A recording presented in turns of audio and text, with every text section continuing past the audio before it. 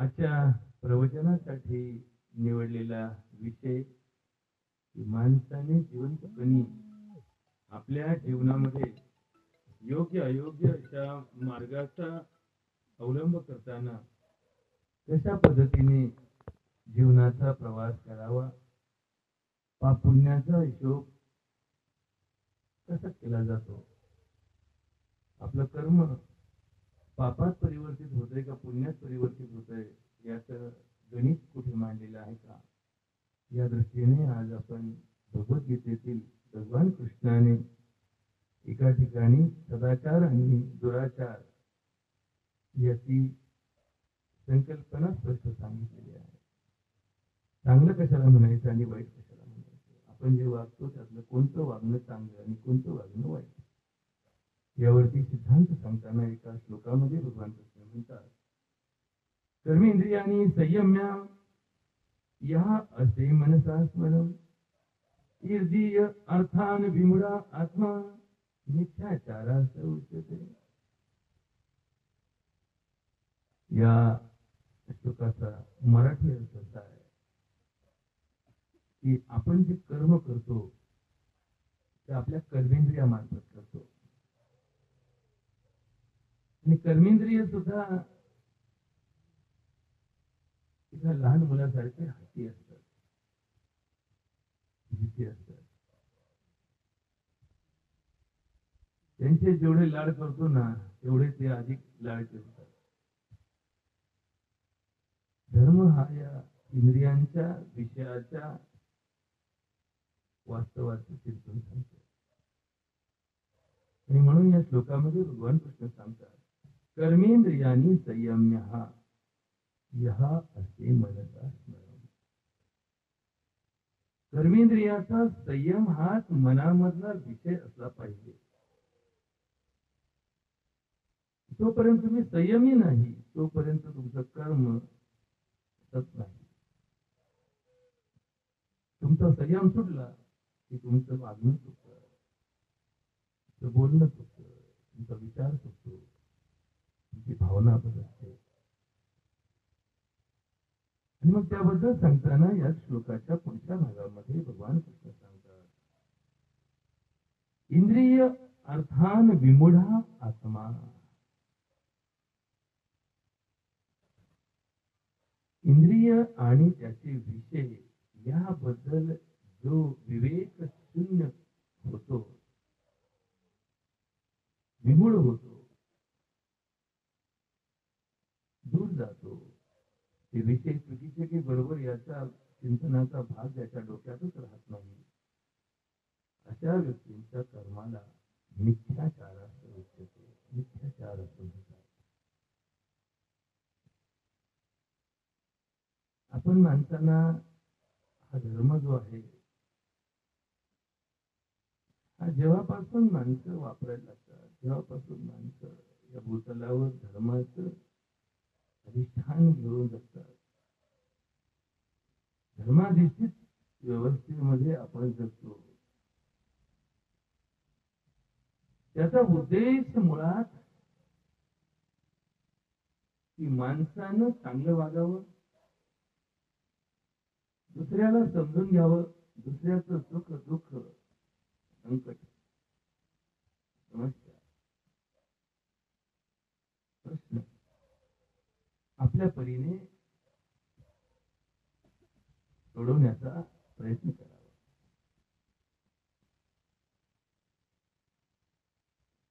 धर्म वापरणारी माणसं, धर्म न वापरणारी माणसं याच्यातला फरक आहे. एक काही माणसं धार्मिक असतात, काही अधर्मी असतात, काही धर्माचा अभ्यास करत नाही, धर्म मानत नाही, ते त्यांच्याच मनाने जगतात, त्यांच्याच विषयाला धरून राहतात.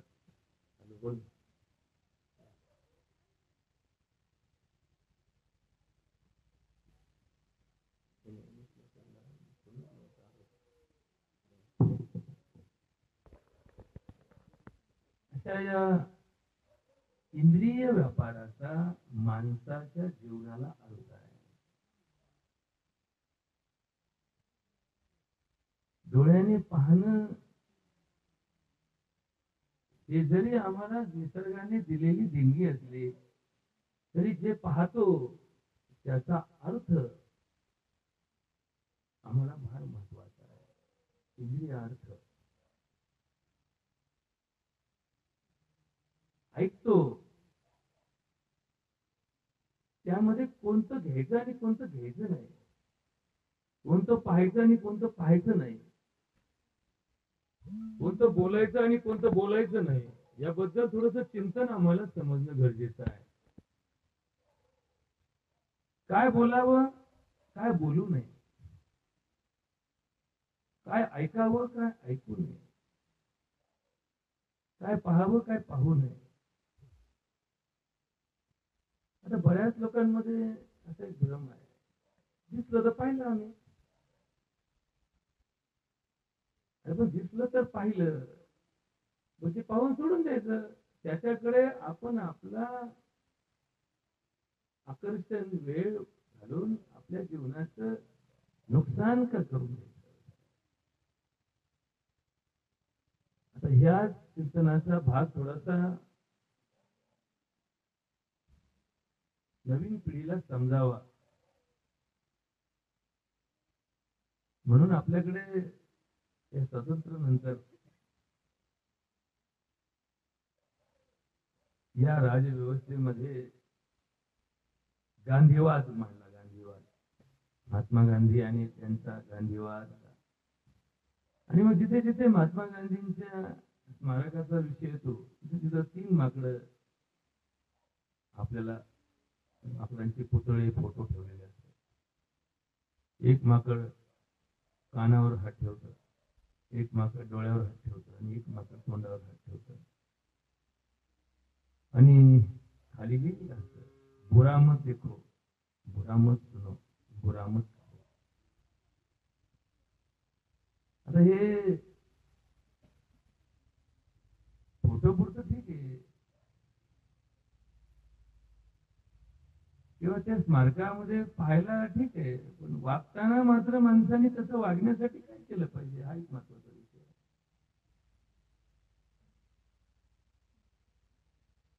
आपलं मन हे फार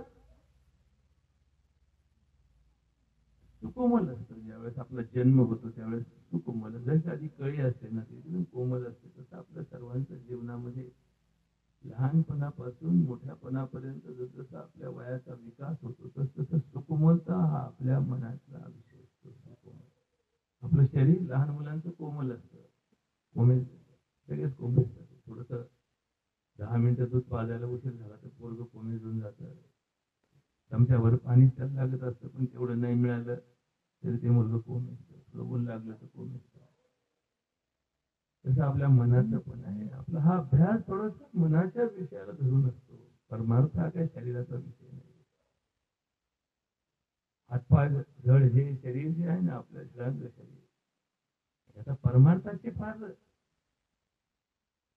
विषयांतर होत नाही. हा मनाचा विषय आहे. मन म्हणजे महात्मा गांधींच्या 3 माकडाकडे पाहून असं लिहिलं जातं की याला वाईट पाहू नका, वाईट बोलू नका आणि वाईट ऐकू नका. आता मग लोक काय म्हणतात, आता माझे डोळे उघडे ठेवले, पाहिलं, आता मला काय माहित काय दिसतं ते, मी पाहिल्यावर कळलं मला हे वाईट आहे.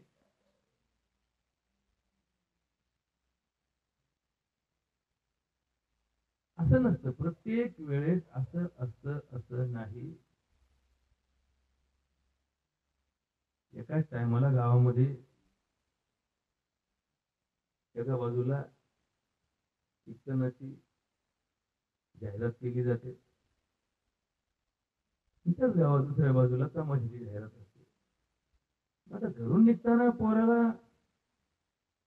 गेल्यावर बघू असं नाही म्हणत, घरून निघताना जर ठरवित असतो आपल्याला तमाशाला जायचं, कीर्तनाला जायचं. याचा अर्थ काय, याचा अर्थ विषय आपल्याला आधी माहित असतो काय.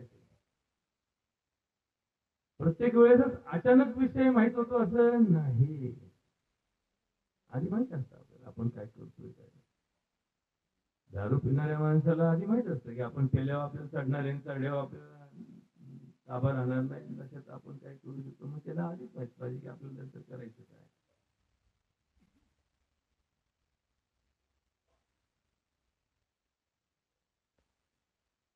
हा जो विषय आमच्या परमार्थामध्ये सांगितलेला असतो ना, परमार्थ,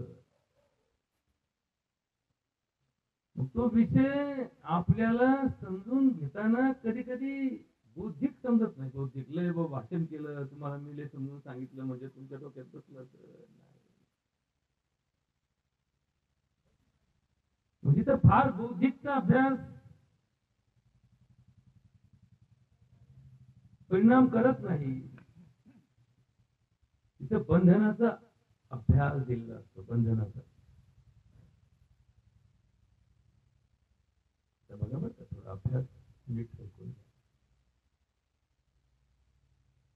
बंधन दिलेलं आहे. काय बंधन आहे? धर्म म्हणजे बंधन. बांधून ठेवलं आपल्याला. आपण जनावर का बांधतो? तर जनावर हे काय आपल्या माणसासारख्या बुद्धीने विकसित जनावर नाही. जनावर दुसरा काय, त्याला सोडलं मोकळं तर कुठं मोकट येतात ते, मोकट जनावर.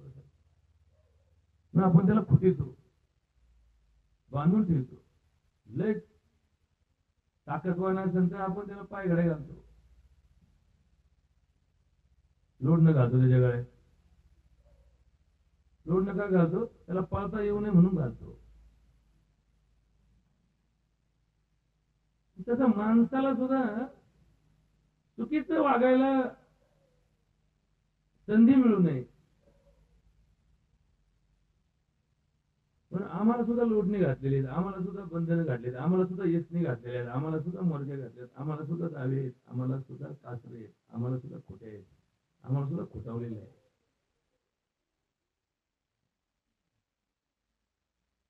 म्हणजे कुठं खोटावलं, कधी खोटावलं, कसं खोटावलं, याला समजून देण्याची गरज आहे. समजून घेण्याची गरज आहे, देण्याची गरज आहे. साधं उदाहरण, आजचं वर्ष श्राद्ध आहे आमच्या आईचं. आता बाई गेली, तिला आमच्या हाताने जाळली, आमच्या हाताने तिच्या राग उचलली, आमच्या हाताने तिच्या अस्थी उचलल्या, आमच्या हाताने तिचा 10वा घातला, 13वा केला, 14वा केला, महिना घातला. आता वर्षाने काय तिचं येणार नाही. जिकडे तिकडे झालं, त्याच्यावर लग्न झाले, त्याच्यावर पोरं झाले, त्याच्यावर सोयरे झाले, त्याच्यावर सगळं झालं. आता हे कशाला घातलं? हे वर्ष श्राद्धाचं घाट का घातला?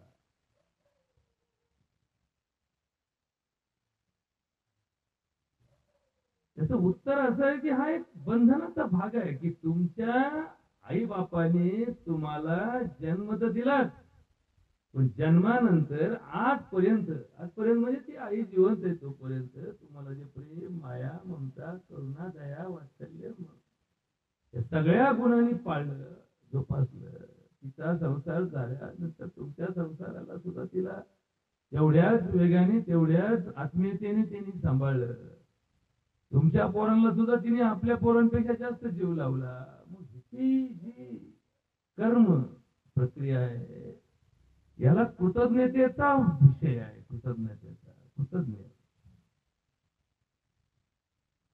कृतज्ञता हा टाइमपास नाहीये. समजा आपण एखाद्या माणसाने आपलं काम केल्यानंतर त्याचे आभार मानले तर ते टाइमपास नाही बाबा. आपण म्हणतो तेवढ्या टाइमपास आभाराच्या ऐवजी आपण जर काम केलं असतं तर अजून 2 कामं झाले असते. आयुष्यात तुम्ही काम किती केले, पैसे किती कमवले, किती वेळ कष्ट केले, याला फार महत्व नाही. उलट 24 तास कष्ट करणारा माणूस धर्मात कुठेच बसत नाही. एखादा माणूस बोलतो, सकाळी उठला का आज बोलतो, रात्र पास नाही, दिवस पास नाही, 24 तास काय करे, आज बोलतो. आलं नाही एवढंच एक उद्योग त्याचा चालू असतो. ते कोणाच्या दाव्याला जात नाही, कोणाच्या मोतीला जात नाही, कोणाच्या वस्त्राला जात नाही, कोणाला भेटत नाही, कोणाच्या लग्नाला जात नाही. तुम्हाला काम म्हणले काम, त्याचं जीवन सार्थक होईल का? नाही होणार. जगायला तर काय कोणी जगत, त्याला काय लय असं पैशावाला जगतो असं नाही, लय कामावाला जगतो असंही नाही, लय निर्व्यसनी जगतो असंही नाही, लय मोठ्या घरातला जगतो असंही नाही, लय खटल्याच्या घरातला जगतो असंही नाही. जगायचं मरायचं याचा भाग इथं विचार करायचा नाही. जन्म मृत्यूचा फेरा हा वेगळा विषय आहे. जेवढं जीवन भेटलं काय 10 वर्ष 20 वर्ष 25 वर्ष 50 वर्ष 100 वर्ष त्याच्या जीवनाला काळ भेटला, त्या काळात कसं वागायचं याला फार महत्व आहे. मग या वर्ष श्राद्धाला ह्या आमच्या आईच्या जीवनाचा अर्थ नाहीये, पण तिच्या जीवनात त्याचा जो परिणाम, तिचं जे वागणं आमच्यावरती उपकाराचं जे राहिलं, शेवटी उपकार हे मान्यवर आहे. तुम्ही मानले तर सगळ्याचे उपकार जगात आहेत, तुम्ही नाहीच मानले तर काय बापाचे उपकार कोणते? म्हणजे काय उपकार केले काय आम्हाला जन्माला घातला, उपकार केले काय आमच्या नावावर केलं तर का? कारण जिथे कृतज्ञता आहे तिथेच उपकाराची भावना आहे. मग धर्म तर तुम्हाला किती उपकार म्हणायला सांगतो? धर्म म्हणतो या सूर्याचे उपकार आहेत, ते चंद्राचे उपकार आहेत, ते हवेचे उपकार आहेत, ते पाण्याचे उपकार आहेत, या झाडांचे उपकार आहेत, ते घराचे उपकार आहेत, आई बापाचे उपकार आहेत. हे झाले तुम्हाला दिसणारे. न दिसणारे देव भगवंत परमेश्वर यांचे उपकार आहे तुमच्यावर, म्हणून तर तुम्ही जगले. म्हणजे जे दिसत नाही त्यांचे उपकार मानणारा धर्म, जे दिसतं त्यांना न मानणारा समाज, यांचं का मेळ बसायचं? मुख्य व्यवस्थेमधला हा भाग आहे. आम्ही कोणालाच मानायला तयार नाही. देवाला का मानतो? दिसत नाही म्हणून मानतो. तो दिसला असता तर आम्ही त्याची सुद्धा सुट्टी केली नसते. जिवंत आईला शिव्या देणारे पोरं, जिवंत सासूची वाद घालणाऱ्या सुना, जिवंत बापाशी भांडणारे पोरं, क्षणभर असा विचार करा की बापाचं चुकलं असेल, क्षणभर असा विचार करा की आईचे चुकलं असेल, क्षणभर असाही विचार करा की सासूचं चुकलं असेल, पण त्यांच्या चुका दुरुस्त करण्याचा अधिकार तुम्हाला दिला कोणी? कोण दिला अधिकार? सासू सुधारली पाहिजे असा सुनाला कोणी अधिकार दिला? आई सुधारली पाहिजे असा लेकीला कोणी अधिकार दिला? बाप मुलाला कोणी अधिकार दिला? बाप सुधारला पाहिजे याचा अधिकार तुम्हाला कोणी दिला? हा, तुम्ही सुधारले पाहिजे याचा अधिकार बापाला दिला. सून चांगली वगळी पाहिजे याचा अधिकार सासूला दिला. बरोबर का? थोडासा बारीक अभ्यास या दृष्टीने लक्षात ठेवा. अधिकार आणि अधिकारी, आपण जसं शासनाच्या व्यवस्थेमध्ये म्हणतो कलेक्टरला अधिकार आहे, या देशात या राज्यात जे नियम केले लागू करायचे त्याचा अधिकार कलेक्टरला आहे की या जिल्ह्यात सुट्टी कधी द्यायची, या जिल्ह्यात काम कधी करायचं, या जिल्ह्यात कोणत्या बाजूला कोणता कायदा वापरायचा याचा अधिकार कलेक्टरला दिला. एकच कलेक्टर लाखो लोकांच्यावर नियंत्रण ठेवण्यासाठी आहे. या तालुक्यात शासन आणि प्रशासन यांची व्यवस्था कशी असावी याचा अधिकार मामदारला दिला. या गावातलं कायदा व्यवस्थेचं काम ग्रामसेवकला दिलं. तसं या परिवारामध्ये जे आमचं शासन आहे, परिवाराचं शासन हे सुशासन कधी होईल? जेव्हा वडीलधाऱ्या माणसाचं पोरं नातवंड परतंड ऐकतील तेव्हा. पण आता या कलियुगात, आता या जमान्यात उलटा प्रवाह आहे. आजा अडाणी आहे, नातू शिकलेला आहे, नाताला असं वाटतं की आजाचा मी काहून ऐकावा, नातीला असं वाटतं आजीचं मी काहून ऐकावा. मला तर सारं समजत आहे, मला कॉम्प्युटर येतोय, मला मोबाईल येतोय, मला इंटरनेट कळतंय. आमच्या आजीला तर काय बघता येत नाही, त्याला फोन घेता येत नाही साधा. लक्षात घ्या, फोन घेता आला, मोबाईल वापरता आला, कॉम्प्युटर वापरता आला म्हणजे तुम्ही हुशार झाले असं नाहीये. ती व्यवस्थेमधली एक साधन आहे.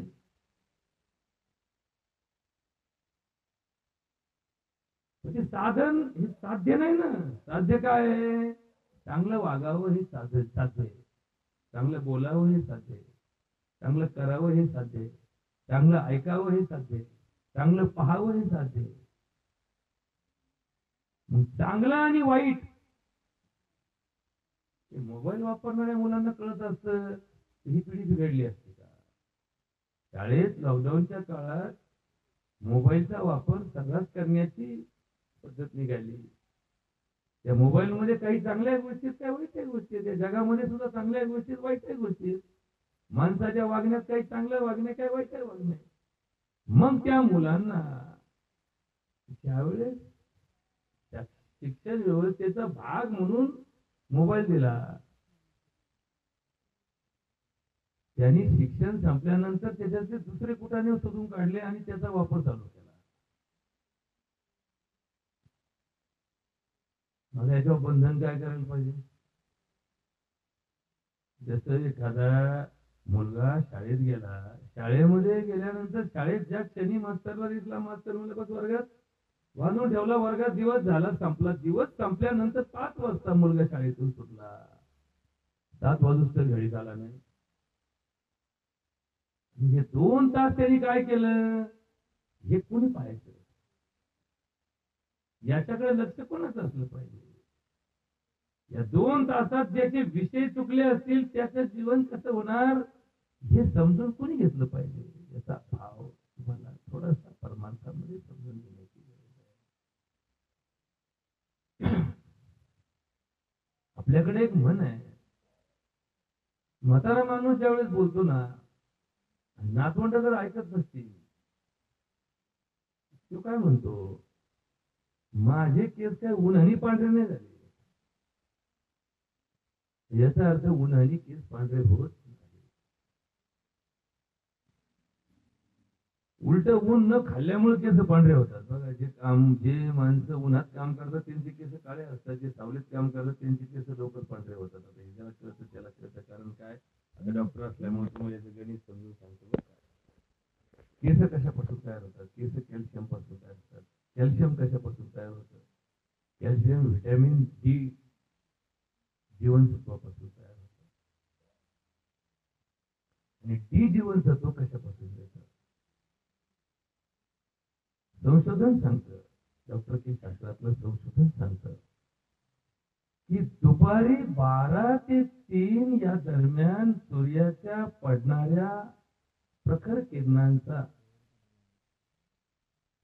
ज्याच्या उघड्या डोक्यावर, बुडक्या डोक्यावर आणि उघड्या अंगावरती किरणाचा संपर्क झाला, त्याच्या शरीरात व्हिटॅमिन D3 त्या किरणामधून शोषून घेतलं जातं.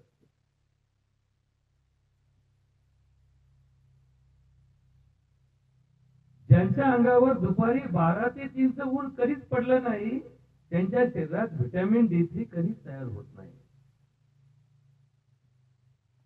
आणि व्हिटॅमिन D3 तयार झालं नाही तर कॅल्शियम शरीरात राहत नाही.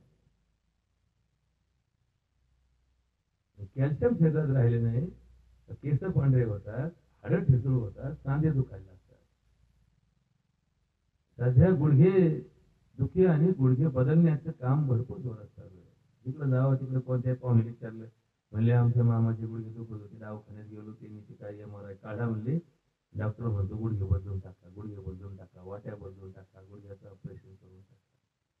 आता वर्षानुवर्ष पिढ्या मानवता त्या भूतलावर जन्माला आली. आमचे आजे पंजे 125 200 सव्वाशे वर्ष, 100 वर्ष आमचे म्हातारे 100 वर्ष जगल्या. मरूच तर चांगले गुडघे होते त्यांचे, डोंगर चढायचे, रानात जायचे. वय झाले पण त्यांचे गुडघे शाबूत असायचे. आमचे वय नाही झाले तरी गुडघे कसे गेले कामातून? हे का सांगतो? ओघाने आलं म्हणून सांगतो की डॉक्टर की ही गरज नाहीये, डॉक्टर की हा पर्याय आहे. तुम्ही जर नियमाने या धर्माच्या पालनामध्ये जर सतर्क असाल आणि आपल्या धंद्यामध्ये, शेती धंद्यामध्ये जर तुम्ही प्रामाणिक असाल तर तुम्हाला रोग होणारच नाही. घरचं दूध दुभतं खाणाऱ्या माणसाला कुठल्याही लसीकरणाची गरज नाहीये. घरच्या शेतीत आदमणाऱ्या माणसाला कुठल्याही योगाचा क्लास लावायची गरज नाहीये. डोंगरात जाऊन शेरडा चालणाऱ्या माणसाला कुठल्याही पट्ट्यावर पळून हृदयाच्या ECG काढण्याची गरज नाहीये. जो डोंगर चढून खाली आला त्याला जर दम लागला नाही तर त्याचा कसं ECG काढायचा? ECG काढून राहिली. आमच्या दवाखान्यात गेलं, त्यांना BP, त्यांना पट्ट्यावर पळायचं, पट्ट्यावर बसायचं, त्याच्यावर पळायचं. म्हणजे थांबा पट्ट्यावर पळायचं. मग तुम्हाला सांगतो तुमचं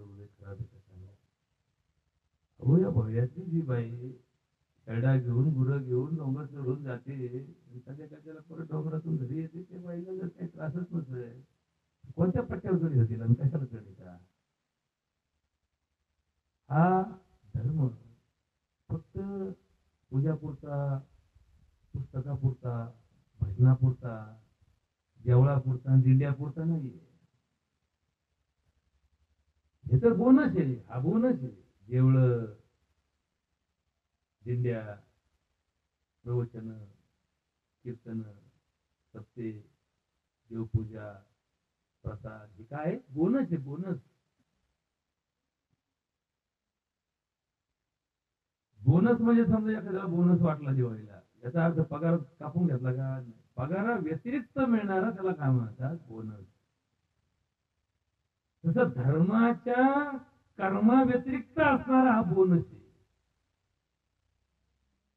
हा एक्स्ट्रा आहे. ओरिजिनल पगार कोणता? ओरिजिनल धर्म कोणता? दिंडीला गेला म्हणजे धर्म का नाही, देवळात गेला म्हणजे धर्म का नाही. बरोबर का? नीट ऐकून घ्या. कदाचित तुमचा भ्रम कोणतरी करून ठेवतो की दिंडीला जा मग देव कल्याण करेल. दिंड्याचा देवाचा काही संबंध नाही. दिंडीत जाणाऱ्याचं कल्याण का होतं? कारण दिंडीत जाणारा माणूस वैराग्याने जातो. वैराग्य. तिथं काय रस्त्याने कुठे लॉज घ्यायची सोय नाहीये, रस्त्याने कुठे गरम पाणी कोणतं पाहुणं करून देणार नाही, रस्त्याने तुझ्यासाठी कुठे हॉटेलचा मेनू कार्ड आणून देणार नाही की बाबा तुला किती लागत मिटन, तुला काय लागत, तुला काय पाहिजे. ज्या दिंडीत गेले ना, ती दिंडी जिथे उतरली ती तुम्ही उतरले, दिंडी ज्या झाडाखाली उतरवली त्या झाडाखाली उतरवली, दिंडीची राहोटी जिथे टाकली त्या राहोटीत तुम्ही झोपले. सकाळी उठल्यावर ज्या विहिरीचं पाणी तिथे उपलब्ध करून दिलं असं गावकऱ्यांनी, त्या पाण्याखाली आंघोळी केल्या. मग घरी मग ठेपे सगळी आईची, आत्याची, म्हणले गरम पाणी लागत, उठल्या उठल्या तिला लहान उठली लागत, उठल्या उठल्या तिला आमचं लागत. इथं आल्यावर सगळं विचारली नाही, म्हणले भाऊ इथं जसं असं तशी जगायची सवय लागली. ज्या हवामानात, ज्या वातावरणात आपल्याला जगायला अपरिहार्य केलं, ते वातावरण माणसाला सहनशक्ती वाढवतं. पावसात भिजणाऱ्या माणसाला कधी सर्दी होत नाही, पावसात न भिजणाऱ्या माणसाला सर्दी होती. म्हणून तर पहिल्या पावसात पोरांना भिजवायचा प्रघात होता. आता तुम्हाला डॉक्टर म्हणून सांगताना नाही का अवघड होईल तुम्हाला. म्हणता अहो आमचं पोरगं काय सर्दी त्याला, मग सर्दी ना तुमच्या पोराची सर्दी हटत नाही ना, तर मग डॉक्टरचं तुला ऐका. ज्या वर्षी पहिला पाऊस थोडीचा मृगाचा रोहिणीचा पाऊस पहिला पडेल, त्या पावसात पोरग पावसात घेऊन सोडा. कारण त्या टायमाला थंडी नसते, उन्हाळा असतो, ग्रीष्म ऋतू, रोहिणी मे महिन्यात असतात. मग त्या उन्हाळ्याचा पहिला पाऊस, पावसाळ्याचा पहिला पाऊस जेव्हा पडतो ना, त्या पावसात तुमचे पोरं भिजले की पोरांना थोडी सर्दी होते. आणि व्हायलाच पाहिजे. का व्हायला पाहिजे त्याचं उत्तर ऐकून घ्या, मग तुम्हाला कळण काय वाटलं. ती सर्दी ज्यावेळेस छोटी होते ना, त्यावेळेस वातावरण उष्ण असतं, त्यामुळे ती सर्दी वाढत नाही. उष्णता ही सर्दीची विरोधक आहे. आणि तो पाऊस आखाड श्रावणावाने काय सारखा लागून राहत नाही.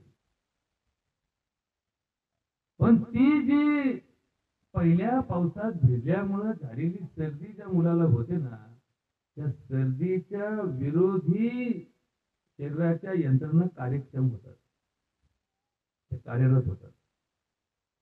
ती प्रतिकार शक्ती शरीरात विकसित होते. कशाने? पावसात भिजल्याने.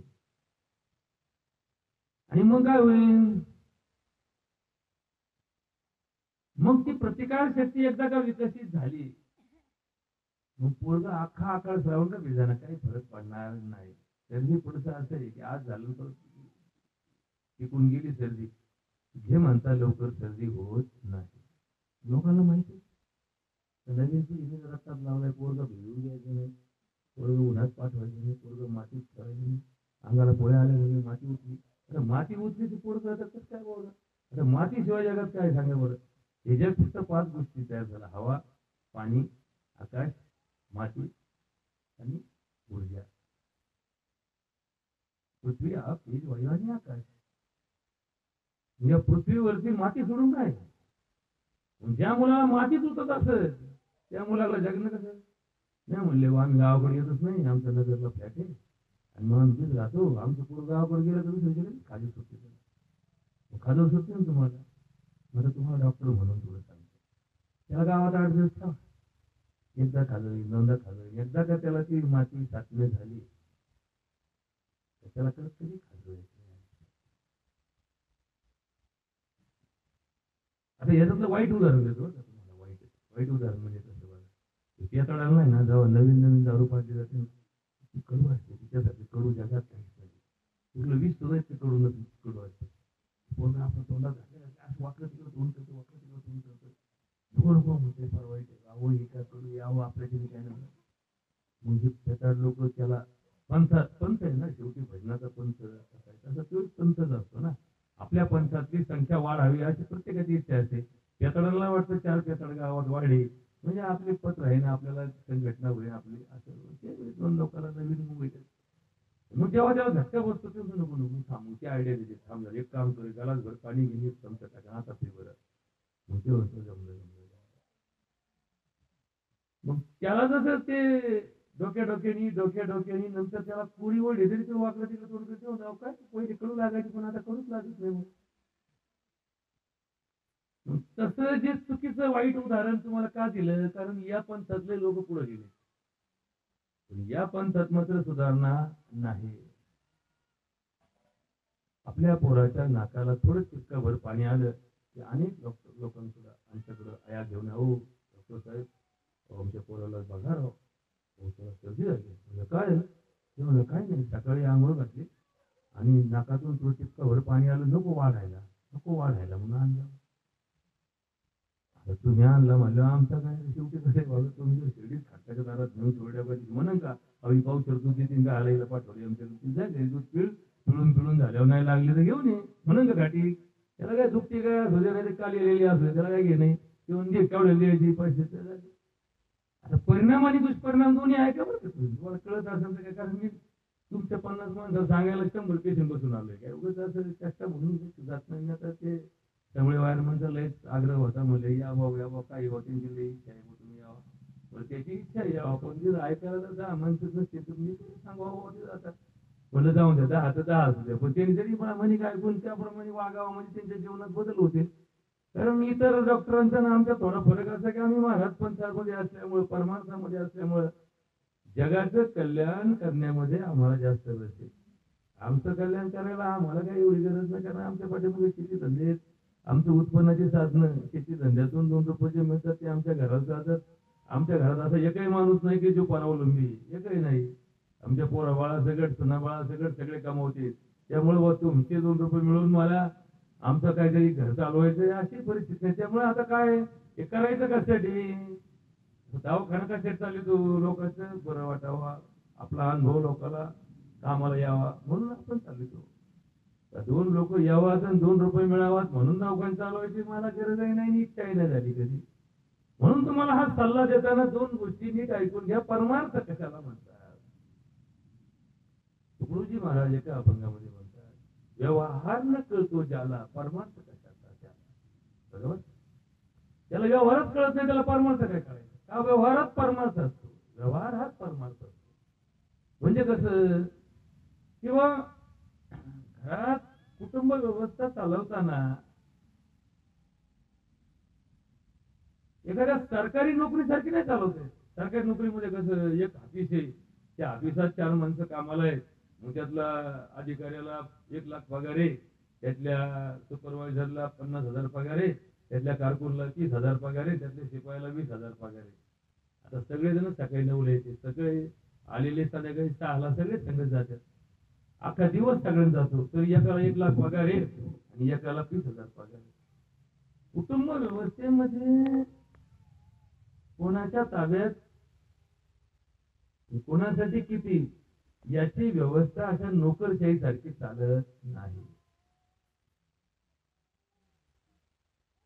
ही धर्माने दिलेली प्रपंचाची पारमार्थिक बाजू आहे.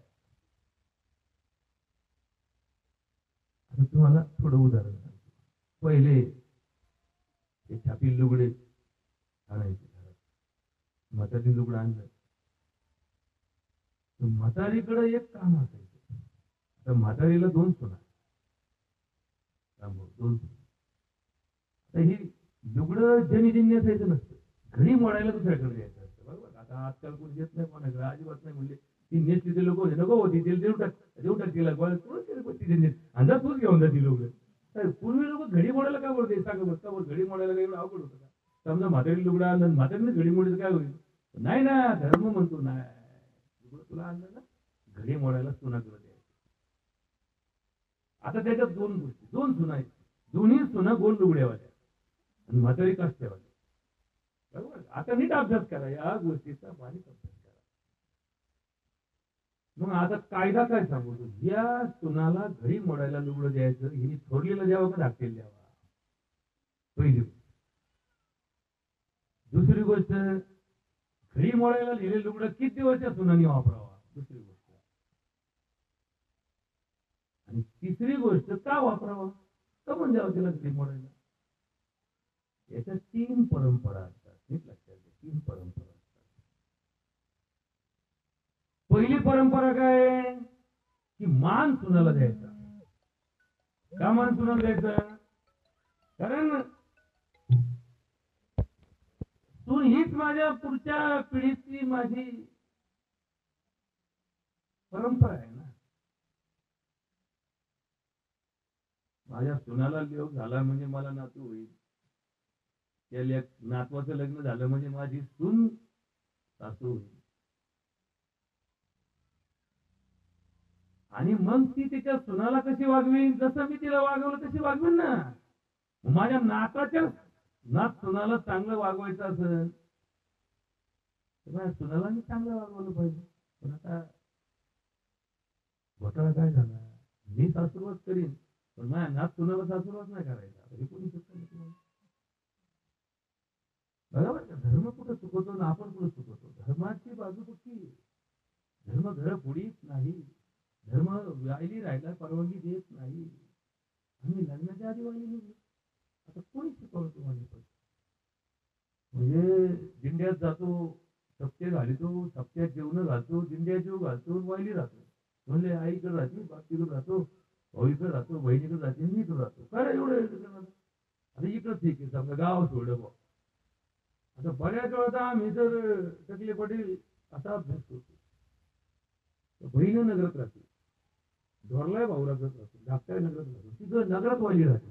3 ठिकाणी 3 खोल्या घेतात, 3 ठिकाणी 3 भाडं पडतात, 3 ठिकाणी 3 चुली पेटतात. तिकडे तरी काय वाईल राहतात? तिथं वालीचं कारण आहे. तुम्ही जर गाव सोडून गेले, आता गाव सोडून गेल्यावर तुम्ही भाडे करू देत ना, भाडे करू देत ना, भाडे करू देत तुम्ही. तर मग तिथं तुम्हाला 3 घरं बांधून 3 ठिकाणी भाडं भरून 3 चुली पेटून 3 गॅस चोरून तुमचा काय फायदा व्हायचा? नाही म्हणले नको देखो झंझट. झंझट काय? जर एकत्र कुटुंब झंझट वाटत असेल तर हा धर्म संपला, हा धर्म संपला. धर्माचा अर्थ काय लागला? ज्याचा बाप जिवंत आहे त्याचे पोर वाहिले असतील त्या घरातला धर्म संपला. संपला धर्म. काय सांगायचं? हा घरी वाहिली निघायचं व्यवस्था कधी? जर त्याचा बाप मेला, त्याची आई वळसाठी. बरोबर का? इथं पण घोटाळा आहे. असं नाही का सगळ्या आया जिवंत असताना पोरांनी वाहिली निघावा. आई जर कर्तव्यदक्ष असेल, आईला जर व्यवहार करत असेल, ती आई जिवंत असेल तर आईच्या डोळ्यात देखत वाहिली निघणाऱ्या पोराचे दुःख आईला कधीच नसतं. आईबाप गेल्या वाहिली निघायचं का? नाही. आईबाप गेल्यावर पण वाहिली निघायची काय गरज आहे? जर तुमचं व्यवस्थित गाडी सुरळत असेल, जर तुमच्या घरात कोणाचा कोणाबद्दल गैरसमज झालाच नसेल तर गैरसमज करून देणाऱ्याचा कशाला ऐकता? गैरसमज कधीच होत नसतो, करून दिला जातो. लेकीला आई सांगते, अगं बघ ना आईला तुझ्या गावाला कशा देऊ लावायची ती तुला लावायची नाही. तेव्हा पण तिला कळत का?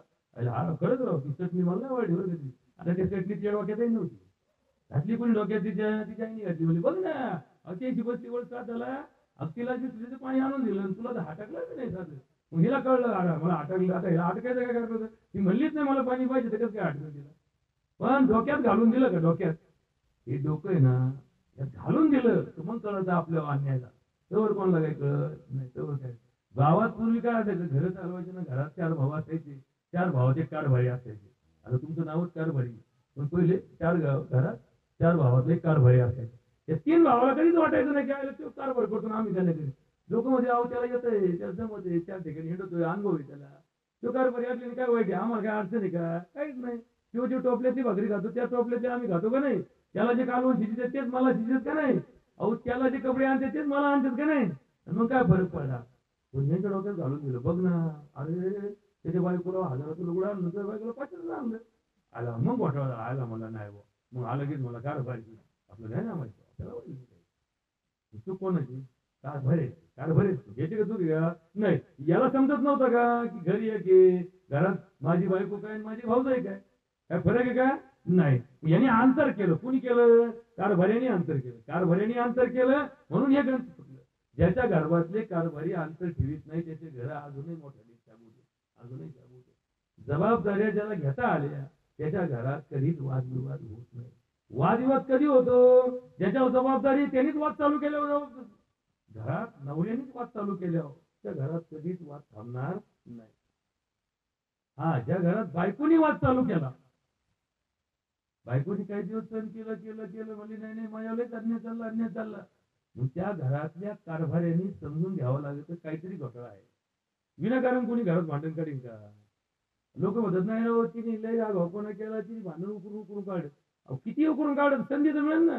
संधीशिवाय समजा तुमच्या घराच्या खिडक्या पक्के आहेत, दरवाजे पक्के आहेत, ग्रिल पक्की, किती चोर गावात आले, तुमचं घर फोडता येईल का त्यांना? नाही फोडता येत. जर तुमचं घर आणि सुरक्षा व्यवस्था चांगली असेल तर, तुमच्या घरातलं वातावरण लय चांगलं असेल आणि अशी जर एखादी नगाड तुमच्या घरात म्हणून आली की तिने ते वातावरण खराब करायचा प्रयत्न केला, तर तिचा नंगाडपणा लाख दिवस टिकत नाही. हळूहळू तिला समजत आहे का या अवघड वर काही संवाद घालणं, मग ती सुधरती. काही घरात झालं कसं, आमच्या एक नंगाड भेटली ना 4 वळसाड बायांना सोडून नंगाड करून ठेवलं आणि मग ते घर फुटायला लागले, ते कुटुंब फुटायला लागले. मग ही व्यवस्था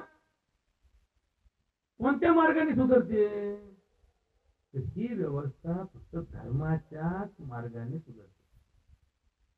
ज्या कुटुंबात धर्म पाळला जातो त्या कुटुंबात वाद होत नाही. तुम्ही म्हणाल आमच्या गावात असं घर आहे, दोन्ही भाऊ माळकरी, दोघांचा बांधाचा बांधून काय मिटा ना. याचा अर्थ ते खोटे वाटते. खरे माळकरी,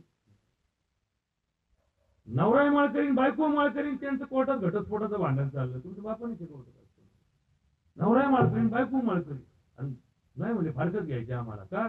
आमचं पटत नाही. मग तुमचं पटत नाही तर माळीचं तुमचं कसं पटलं? माळ कोणासाठी असते? माळ वैराग्यासाठी असते. वैराग्य म्हणजे काय? मिळव न मिळव रे. कर्मण्येवाधिकार असते मा फलेषु कदाचन मा कर्मफल हेतुभी माते संग अस्तु अकर्माणी. नाही मिळालं तरी मला वाईट वाटत नाही. मग भांडण कुठं सुरू होतं? नाही मिळालं म्हणून भांडण चालू होतं ना.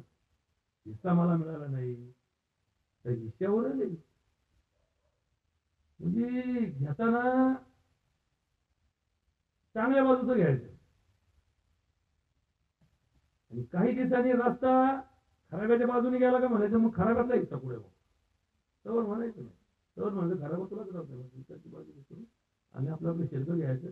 आणि उद्या परिस्थिती बदलली तर म्हणायचं मला बांधायची वाटते, हे मला मान्य नाही.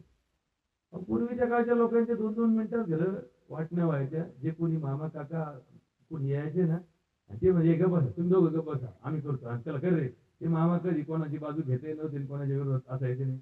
त्यांना वाटायचं तसं करायचे. त्यांनी जे केलं ते परत कोणत्या कोर्टात जाता नव्हतं, कोणत्या सुप्रीम कोर्टातही त्याला वकील लावायची गरज लागत नव्हती. लोक म्हणायचे नाही माझ्या मामाने घालून दिलं, मला मामाने पुढे दिले नाही बाबा मला मान्य. ते विचार करीत नव्हते.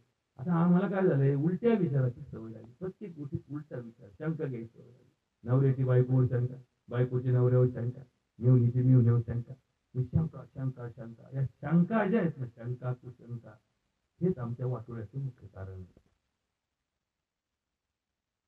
मग या शंका आणि कुशंका येऊ नये म्हणून आमच्याकडे काय पाहिजे? विश्वास पाहिजे. काय पाहिजे? विश्वास. देह जावो अथवा राहो पांडुरंगी दृढ भाव. दृढ भाव पाहिजे पांडुरंगावर. मग आम्हाला शंका येत नाही, कुशंका होत नाही. बरोबर. आता स्वार्थ आला की शंका उत्पन्न होते. परमार्थ असेल तर शंका उत्पन्न होत नाही.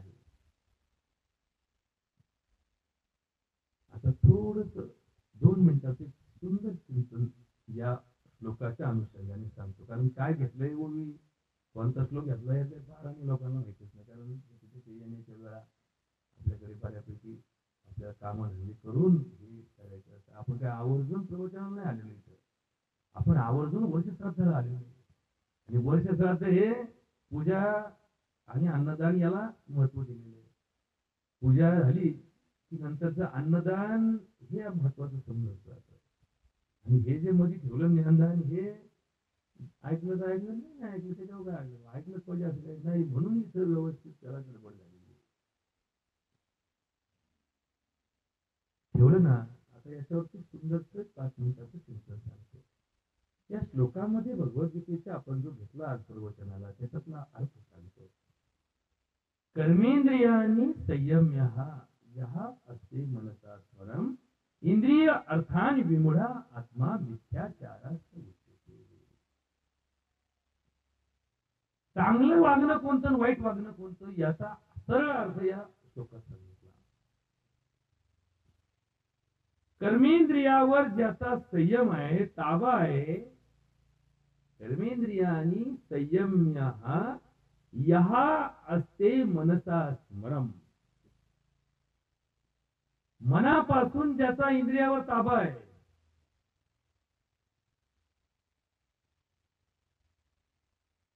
त्याचं आचरण सदाचार असतं. इंद्रिय अर्थान विमूढा आत्मा. बारीक चिंतन थोडस असेल. जन्माचा जो हा प्रपंच आहे त्याच्यातला तो बारीक अर्थ आहे की माणूस जन्माला येतो म्हणजे जीव आणि जन्म यामध्ये हे जीवन जे फुटतं ना, त्यासाठी जी सामुग्री लागते त्यातल्या ह्या 3 सामुग्री आहेत.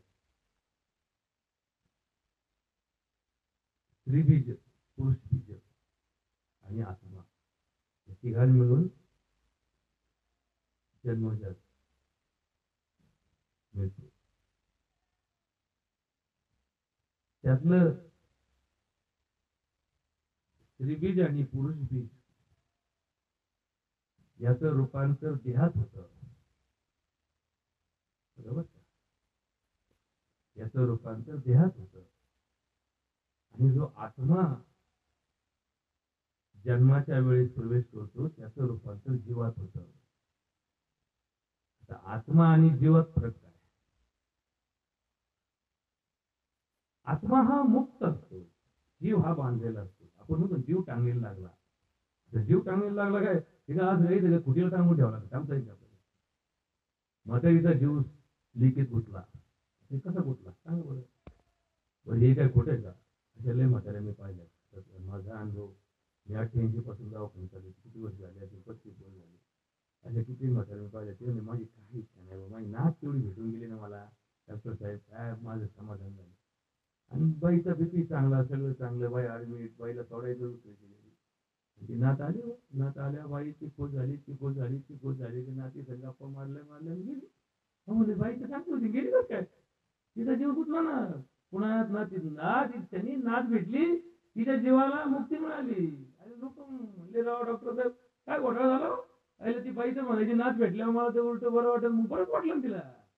तिची पार पिकली होती, आता तिला काय राहिलं नव्हतं. तिच्या ढोंगाला चट्टे पडले होते, तिच्या अंगाला कुठं काय कातड हात लावला तर निघतायचं. तिथं काय राहिलं होतं, आता काहीच नव्हतं. मग तिचा जीव कुठं गुतला होता, तिच्या नातीत जीव गुतला होता. आणि मग तिची नात भेटली ती. म्हणजे याचा अर्थ जीव हा गुततो, लक्षात ठेवा. आता डॉक्टर किती एक तुम्ही कोणत्या डॉक्टरकडे गेले तुम्ही म्हणणार नाही, तुम्ही जर म्हणले का जीव गुतो तुम्ही तेच करत येड्यांकडे आमच्याकडनं घ्यायचो. तुम्हाला सिटी स्कॅनचा रिपोर्ट दाखवतो, MRIचा रिपोर्ट दाखवतो. आता या जीवाचा सिटी स्कॅन होतो का? नाही. मानेचा होतो, कमराचा होतो, हाताचा होतो, डोक्याचा होतो.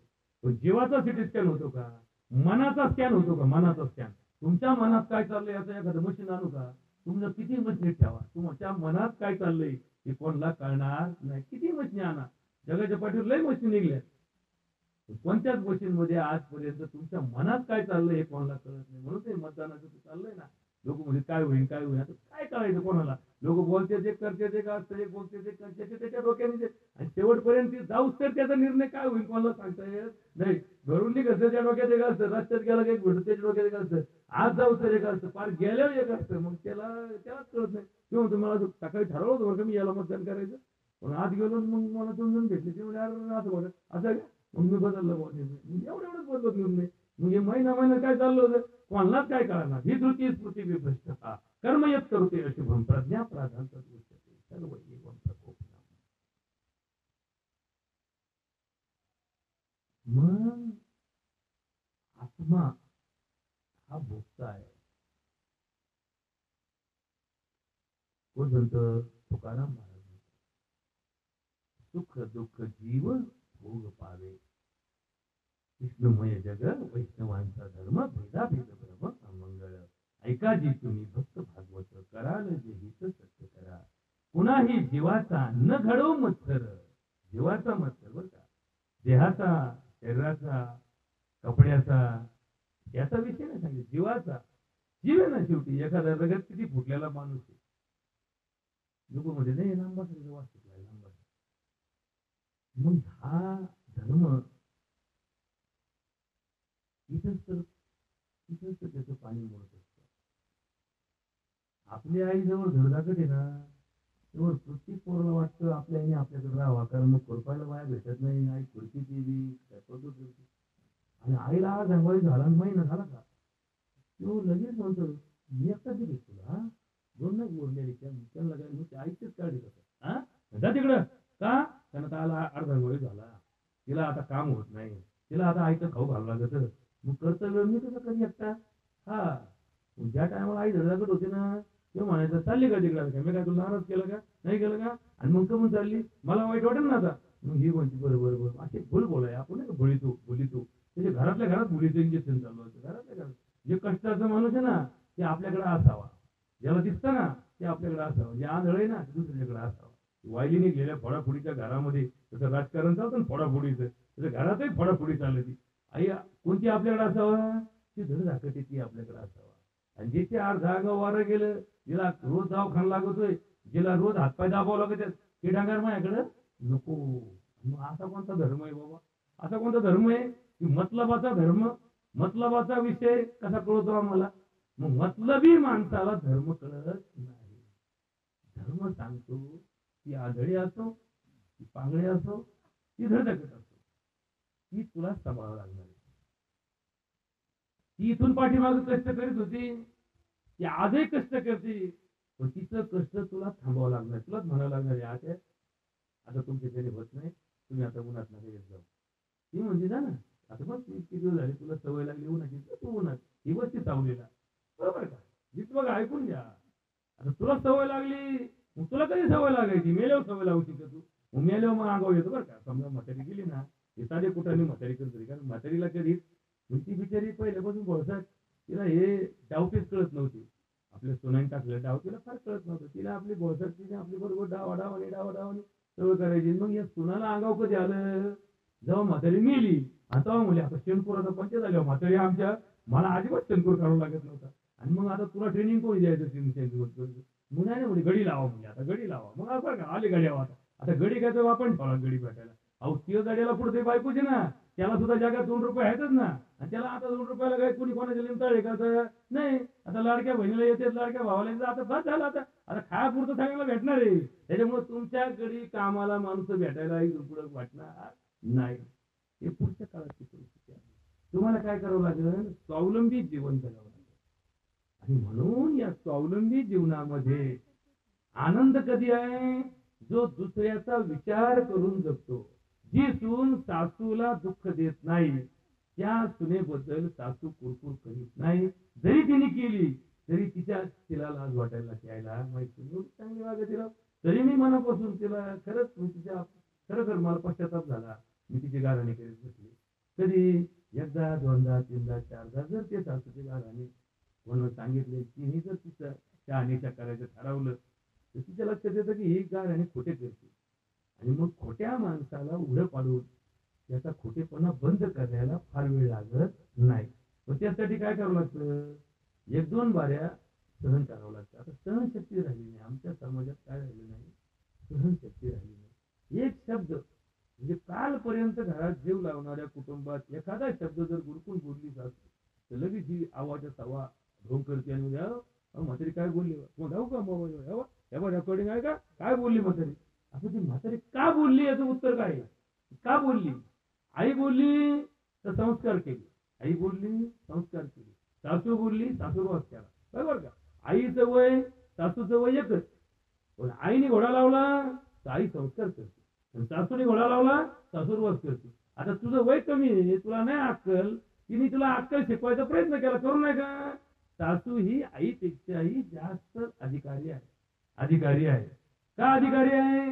कारण तुमच्या चुका दुरुस्त करताना तुम्हाला दोन शब्द तिखट बोलण्याचा त्यांचा उद्देश तुमचा सुधारण्यासाठी असतो, हे आम्हाला कळत नाही.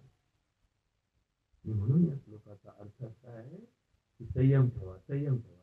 2 रुपये कमी असतील ना, गरिबी असते ना, संयम ठेवा. गरिबीच्या नादात भंजाळ्यासारखं करून श्रीमंत होण्याचा प्रयत्न करणाऱ्या माणसाला पुढचे खड्डे तयार असतात. शांत राहा, काही फरक पडत नाही. त्यांचं बंगला आहे, आपली झोपडी आहे ना, शांत राहा, काही फरक पडत नाही. तुम्हाला कोणी सांगितलं बंगल्यातला माणूस 100 वर्ष जगतो, झोपडीतला माणूस 50 वर्षात मरतो? उलट बंगल्यातला माणूस लवकर मरतो, झोपडीतला माणूस लवकर मरत नाही. बंगल्यातल्या माणसाला रोज दवाखाना लागतो, झोपडीतल्या माणसाला दवाखाना लागत नाही. गावरान गायला डॉक्टर लागत नाही, जलसा गायला रोज डॉक्टर लागतो. मग आता मग तुम्ही डॉक्टरचं पोट भरायला निघले असल्यामुळे आले म्हणले महिन्याला 10,000 रुपये दुधाची पट्टी आली, 5,000 रुपये डॉक्टर घेऊन गेला, 5,000 खोराकवाला घेऊन गेला. आणि गावरान गायने काय केलं? गावरान गायला रुपये खर्च नाही म्हणले, 4 गाय आहेत माझ्याकडे, रुपये खर्च नाही म्हणले. त्या खात्याचं मी उपाशी राहतात, त्याला दवाखाना नाही, काहीच नाही. दिला सोडून चालतं राहणं, याच्या सडला सोडून पाहून राहणं, काय करतं ते त्यांना कळणार. त्याच्यावर कुट्टी नाही तर त्याला काय, लाईट गेली, कुट्टी गेली, त्यांची तोंड गेली, बंद झाली. म्हणजे हे सगळे उलटे, गंगा उलटी व्हायला लागली. म्हणजे काय? आम्ही स्वावलंबी जीव परावलंबी केली, स्वावलंबी जीव परावलंबी केली. झाडाखाली बसून गाड हवा लागत असेल तर आम्हाला त्याची सवय नाही राहिली. घरात पंखा फिरत असेल ना, काही काही घरातल्या लोकांना तर पंख्याच्या आवाजाची एवढी सवय झाली तर त्यांना आवाज नाही आला तर झोपच येत नाही. पंखा नाही राहतो तुमच्याकडे, आवाज नाही, आम्हाला त्या आवाजाची सवय लागली. आता कोणाला काय सवय लागते, याच्यातून काय घडत आहे तुम्ही नीट ऐकून घ्या. म्हणजे याचा अर्थ काय? चुकीच्या सवयी लागल्या, चुकीचे विचार डोक्यात यायला लागले, चुकीचे कामं घडायला लागले आणि चुकीची बुद्धी चालायला लागली. ही चुकीची बुद्धी जोपर्यंत सुधरत नाही तोपर्यंत आमचा संसार सुखाचा होत नाही. ही चुकीची बुद्धी सुधारायची असेल तर तुम्हाला हरिबुद्धीच एकमेव पर्याय आहे. आता 2 वाक्यात हरिबुद्धी सांगतो, कारण माऊली म्हणतात हरिबुद्धी जपे सोनर दुर्लभ वाटेची सुलभ रामकृष्ण. रामकृष्ण नामी उन्मनी साधली तयासी लादली सकळ सिद्धी. सिद्धी बुद्धी धर्म हरिपाठी आले प्रपंची निवाले साधू संगे. याचा अर्थ काय? तुम्ही सगळे कोण आहे? प्रपंचित माणसे. मी कोण आहे? प्रपंचित माणूस आहे. मग माऊली काय म्हणतात? प्रपंची निवाले साधू संगे. साधू म्हणजे कोण? संन्यासी. साधू म्हणजे त्याला संसार नाही, बायका पोरं आणा नाही, काय नाही, ते पुढे झोपला काही करतो तिकडे जातो. त्याला काय? एक दिवस उपाशी तो उपाशी, एक दिवस उपाशी उपाशी, एक दिवस उघडा झोपला, एक दिवस जेवळात झोपला, एक दिवस पटांगणावर झोपला, एक दिवस चांगल्या महालात झोपलं. त्याला काय जसं असेल तसं. हे प्रपंची निवाले साधू संगे. याचा अर्थ असा आहे, आम्ही जरी घरात असलो, जरी आम्ही घरात कर्तबगार असलो, जरी आम्ही घरात कमावते असलो, तरी घरातल्या आमच्यापेक्षा वयाने मोठ्या असणाऱ्या माणसापेक्षा आम्ही मोठे नाही. सुनाला 10,000 पगार आहे, सासूला पगार नाही म्हणजे सून मोठी झाली का? ती किती कमवती असली तरी सासूपेक्षा मोठी होऊ शकत नाही. हा व्यवहार माणसाला मोठेपणा देतो. आणि मग सुनाकडे लाख रुपयाचा पैसा आला, सासूकडे नाही म्हटलं तर सून सासूचा पान उतारा करते. मग ते घर माणसाचं राहत नाही, देवाचं तर नसतंच कधी, माणसाचंही राहत नाही. ते होतं भूताचं घर, शैतान. हा शैतान आहे ना. पैसा काय आहे? पैसा हा पाप आहे. लक्षात घ्या, पैसा काय आहे? पाप आहे. आता कोण म्हणतं पैसा पाप आहे? परमार्थात सांगितलं पैसा पाप आहे. पैसा आणि परमेश्वर यापैकी तुम्ही पैशासाठी जे कराल ते पाप होईल, म्हणजे परमेश्वरासाठी कराल ते पुण्य होईल. आता भागवत आता थोडं अवघड अवघड वाटत नाही का तुम्हाला? असं कसं काय होईल भाऊ? हे जग तर सगळं पैसे करतात करतात, आम्ही तर सगळे पैसे करतात आजूबाजू, पैशाशिवाय आम्ही काहीच करीत नाही. तिकडे कुठे जाऊन तिकडे पैसाच लागतो, म्हणजे पैशाशिवाय पान हलत नाही. कोण म्हणलं तुम्हाला पैशाशिवाय पान हलत? न्यूनही पुरते अधिकही सरते संसारी. या प्रपंचात परमेश्वरापेक्षा पैशाला महत्व आलं म्हणून तर प्रपंचाचं वाटवं झालं. ज्या रामाला वनवास लागला सीतेचा काही संबंध होता का? काहीच संबंध नव्हता. तिला कोणी म्हणलं का तुला जावं लागल? ती म्हणली असं त्या नवरा लग्न करायला, आमचं लग्न झालंय, लग्न नवीन आहे, जिकडे नवरा जाईल तिकडे माझा जावं लागणार आहे. तिने होऊन वनवास भागला की नाही? होऊन वनवास भागला. आपण तर म्हणतो मर तिकडे सोडून मग तिला काय घटस्फोट घेता येत नव्हता का? तिला काय दुसरा राजकुमार भेटला नसता का? नाही. हीच तर खरी प्रपंचाची कहाणी आहे. ठीक आहे, जे माझ्या नशिबाला भेटला. अजूनही सांगतो 2 वर्ष एखाद्याचा नवरा लग्न झाल्यानंतर कळतं का त्या काढे. मग आता त्याच्या नावाने खडे पुढेच बसण्यापेक्षा लग्नाच्या आधी तुझ्या बापाला संधी होती, तुझ्या आईला संधी होती, तुझ्या घराला संधी होती, तुझ्या मामाला संधी होती, त्या टायमाला झाकून राहिलं, त्या टायमाला उघड झालं नाही, कळलं नाही, तुम्हाला फसवलं म्हणा, काही म्हणा, काही म्हणा तुम्ही. मग आता त्या बाईला 6 महिन्यानंतर कळलं आपला नवरा येतोय. मग तिने सगळ्यात आधी गारानं कोणाकडे करावा? आपल्या घरात करावा, आपल्या आई बापाकडे नाही करावा, घरात करावा, आईला सांगावा, सासूला सांगावा, सासूला वगैरे हे असं होतं. मग सासूने म्हणावं तुला काय कळत नव्हतं का? तुला काय सगळं जगाकडे चालतं, तुला काय होतं? सासूने कानामागे टाकलं का? मग सासूला सांगावं. सासूने कानामागे टाकलं ना, घरातल्या सगळं सांगावं. टिकून जर त्याचे निर्णय होत नसतील तर आपल्या माहेरात जाऊन हा विषय सांगावा. उठसूट माहेराला प्रत्येक गोष्टी आपल्या घरातल्या सांगू नये. हा संकेत नाही, हा धर्म आहे. धर्म आहे. मान सांगावा जगाला, अपमान सांगावा मनाला. प्रयत्न आपण करावे. संयम ठेवला ना, वाल्याचाही वाल्मिक होतो. संयम सुटला ना तर वाल्मिकाचाही वाल्या होतो. म्हणून कर्मेंद्रियानी संयम्य यहा असते मनसा स्मरम इंद्रिय अर्थान विमुढा आत्मा मिथ्याचारास उच्यते. पायाजवळ पाहणारे माणसं नेहमी पापी असतात. पैशाच्यासाठी काम करणारे माणसं नेहमी पापी असतात. उदाहरण 2 बाया रोजाने लावल्या, त्यांना म्हणलं खुरपायचं होतं, त्यांना 1 एकर खुरपायला दिलं. त्या जायच्या खुरपायच्या 8 दिवस त्या 1 एकर गेलं. 8 दिवसाचे त्यांना मी 3000 रुपये दिले. त्यांना म्हणलं बायांनी एक काम करा ना, पलीकडचे 1 एकर आहे, तुम्हाला 3000 रुपये देतो, खुरपून टाका तेवढं. बरोबर, पहिलं रोजाने लावलं त्यांना. 8 दिवस गेले त्यांना 3 महिने. त्याच्या पलीकडचे 1 एकर होतं, त्याला 3000 रुपये दिले, तिने 5 दिवस खुरपून टाकलं. कसं काय बाहेर तुम्हाला रोजाने लावलं, 8 दिवस गेलं, रुपत दिलं, 5 दिवस काय झालं? म्हणजे बघा बरं का बुद्धी कशी असते. का बरं? जर रोजाने लावलं म्हणजे रोजाचा त्याचा फरक आहे की नाही? फरक आहे की नाही? हा फरक कोणी केला? बायांनी केला का वावरांनी केला? बायांनी केला. बायांनी काय केला? बायांच्या बुद्धीत फरक पडला. मग असा जर फरक पडत असेल हा संसार चालायचा कसा? काय चालायचं? मग इथंच सगळं घोटाळा आहे की नाही? बुद्धीत घोटाळा आहे.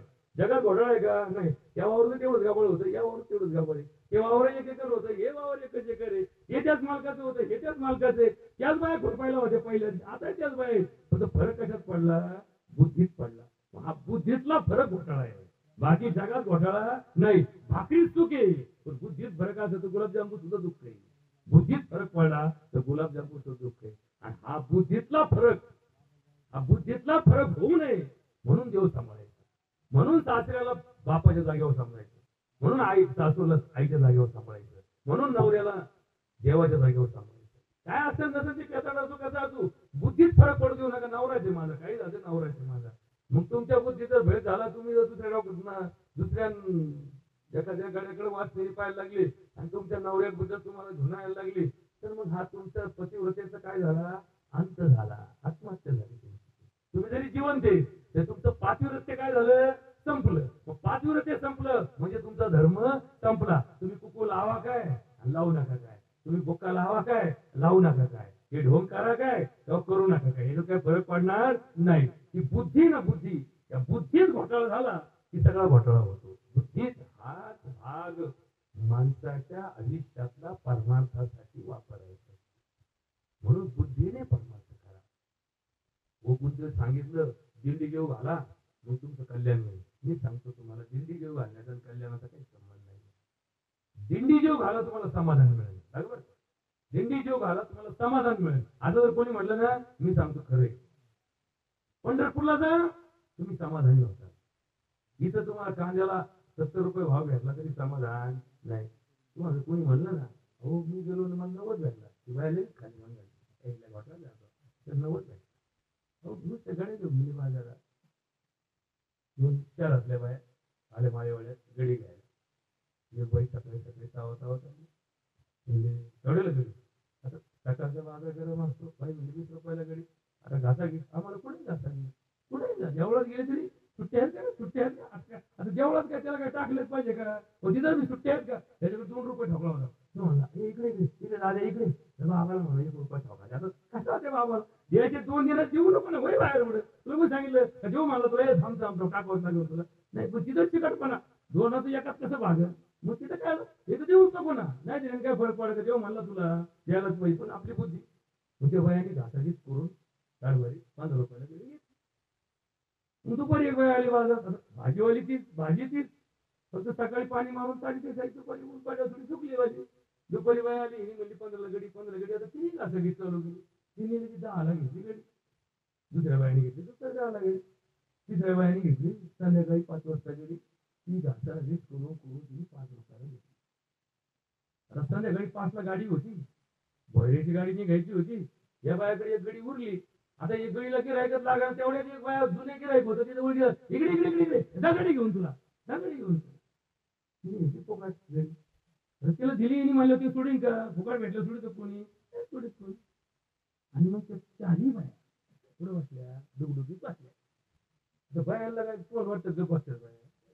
काय भाजी काळजी बाया म्हणायची घ्यायची का माझी घासून घासून घासून 15ला घेतली. तिला अप्रूप वाटलं ना 5 रुपये कमी करायला लागले. दुसरी म्हणजे आली येण्याची ती नाही का ती नसावायचीच ना, हा तीच ती मला 15 म्हणली. त्या घासून घासून घासून घासून घासून 10ला घेतली. पण हिचं त्यावर आधी खोलला होता ना, तिला वाटायचं मी किती अप्रूप काम करून दाखवलं. ती फार स्वतः पायरी बसली, कोपऱ्यात बसली बरं का, गाव येते गाव येते. मग आता हिचा आवाली तिला वाटलं आपण नाही फुशारकी मारली, हिच्यापेक्षा 5 कमी दिली म्हणलं आपण किती मोठं झालो. ती लगेच फुशारक्या मारली तेवढ्याच पलीकडची राहत कोणला नाही पलीकडची म्हणली अरे येड्यानो अगं त्याच बायाकडून मी 5 रुपयाला आणली. असं कसं काय, मी तिला म्हणलं जा मला घ्यायचीच नाही. ती म्हणली अहो घ्या ना घ्या ना घ्या ना. मग गरज कोणाला पडली, तिला पडली, मी 5ला आणली म्हणली. आता तिघींची चूर झाली, एक त्याला पडली सुतक, दुसरीला पडत सुतक, तिसऱ्याला वाटलं आपण शिकलो का नाही. आता एवढ्यात फुकाटवाली म्हणली आईला तुम्ही तर पैसे घालून आणली, मी तर फोकाट घेतली. अरे तिघींचे सुतक पडे. तिघी म्हणल्या अरे आजचा दिवस फेल गेला बरोबर फेल गेला दिवस. तिघी घरी आले, चौघी घरी आले, फुकटवाली घरी आली. आता या तिघींना सुतक पडलं होतं, तिने बिचारी भाजी शिजवली नवऱ्याला खाऊ घातली. नवऱ्याला चोरी सांगत बसल्या नाही कोणी, कारण म्हणलं फुकट खाणारी बाई भेटली होती, फुकट मिळालेली बाई भेटली होती. यांना काही हारल्या होत्या तिघी, पण त्या तिघींनी भाजी शिजवली, नवऱ्याला खाऊ घातली. नवऱ्याने आनंदाने भाजी फार चांगली झाली म्हणलं. आता या फुकटवाल्यांनी शिजून खाला नवऱ्याला, शिजून भाजी घालायचं काही वाढली. तुम्हाला माहिती ना काय, अहो तुमची बायको किती पक्की आहे, बाजारात गेली म्हणजे अहो एका बाईने 20ला आणली, एका बाईने 15ला आणली, एका बाईने 5ला आणली, या पट्टीने फुकाट आणली. मला हे काढ घे आणि बळीकडे मला फुकाटचं मला पसत नाही वाटत पस्ता वळाला. आता जायला हिला वाटलं कुठं फुकाट आणली, म्हटलं 2 रुपये दिले असते ना तर कमीत कमी म्हणता आला असं फुकाटचं नाही म्हणून गो. ते नवरीने खाल्लीच नाही भाजी, हिला रातभर पश्चाताप झाला. म्हणजे काय झालं शेवटी पश्चाताप कोणला आला वाटायला, जिने फुकाट आणली येत वाटायला आला. बाकीच्या 2 मिनिटं वाईट वाटलं, पण जो की त्याला काय वाटलं कसं का असं ना त्या मायनीने बिचारीने वावरात पिकवली असेल, आणली असेल, वाहिली असेल, खर्च केला असेल, कोणाचं फुकाट खाऊ नये. आणि मग ही फुकाट खाऊ नयेची संस्कृती आपल्याला जर समाजलीच नाही, या जगात सगळे फुकट खाऊच गोळा झाले. फुकट खाऊच गोळा झाले. का बरं फुकट गोळा झाले? कारण फुकट खाण्याची सवय लागली, फुकट वाटण्याची सवय लावली, त्याला धर्म कळतो. जो फुकट वाटितो त्याला धर्म कळतो, जो फुकट खातो तो धर्म न कळणारा असतो. आणि म्हणून हा धर्म आपल्या